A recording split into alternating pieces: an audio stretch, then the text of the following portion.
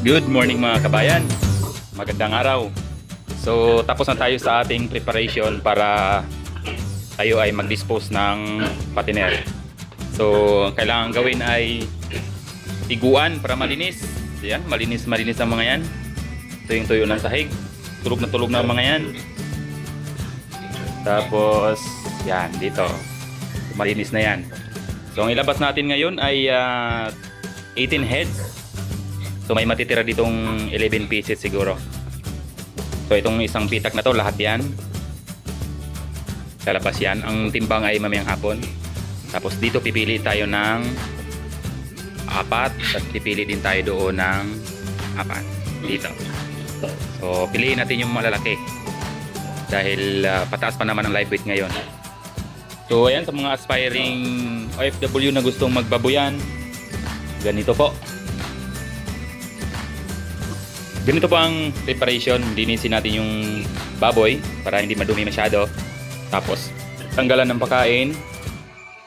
Yun kailangan walang pagkain dahil ay ipapasting po natin yun.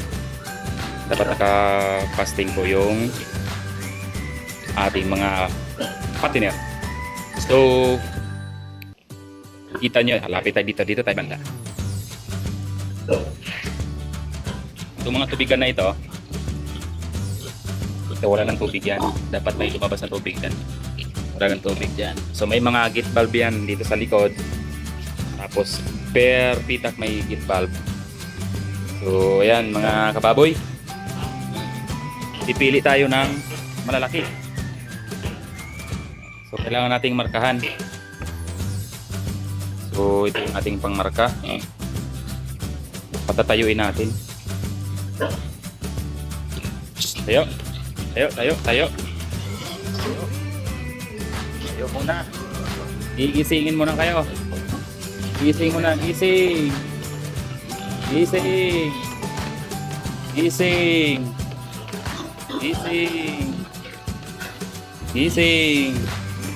Tinamang rin sa pansot. Gising. Ayan, so pipili tayo ng malalaki. Itong laki nito. Ito. Tingnan natin. Ay, tabi dyan, tabi. Tabi. So, number 1, ito, malaki. Malaki ka. Ano pa isang malaki? Ito. Malaki na ito. Malaki yan. Meron pang isa. Ito. Tayo muna. Ito, isa na ito. Ito, laki nito. Ayan, dalawa.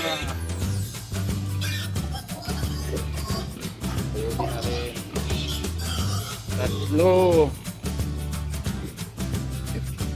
So, ilan ito? Tatlo na.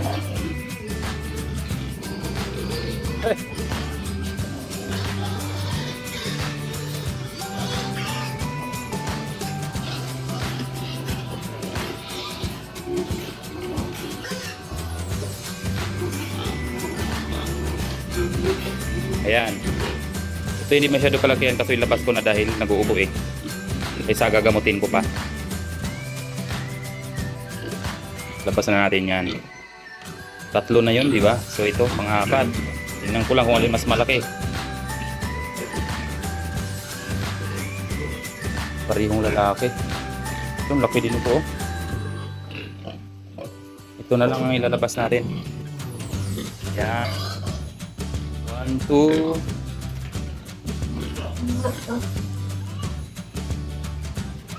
Po. Ilabas na rin natin to guys.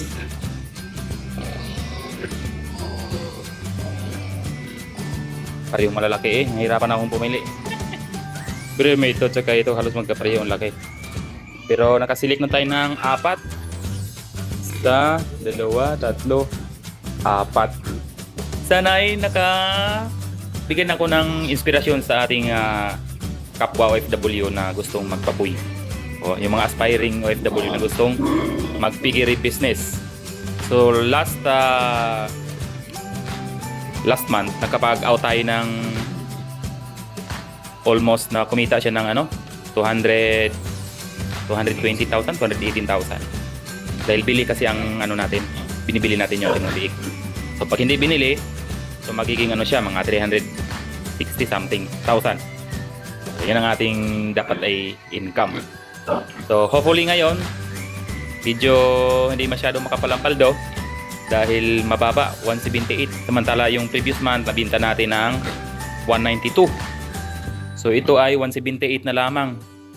Kaya 18 lang yung ilalabas ko para kahit paano yung natirang yung daris na medyo maliliit, palalakihin muna natin ng kaunti para dahil pataas pa po ang ating live weight.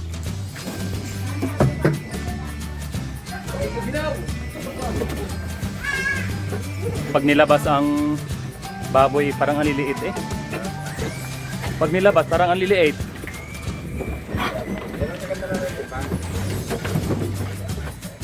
Yan mga kababoy, ginabi na naman tayo sa ating computation So ito po yung ating kinita. Actually hindi siya kinita, ito po yung kabuang bayad doon sa ating itim heads.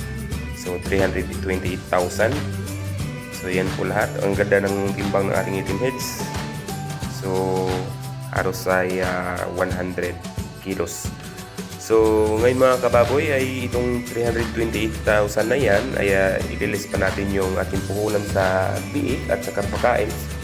So more or less ang kikitain natin dito ay nasa mga 80 to 90,000 pesos. Ayan mga kababoy.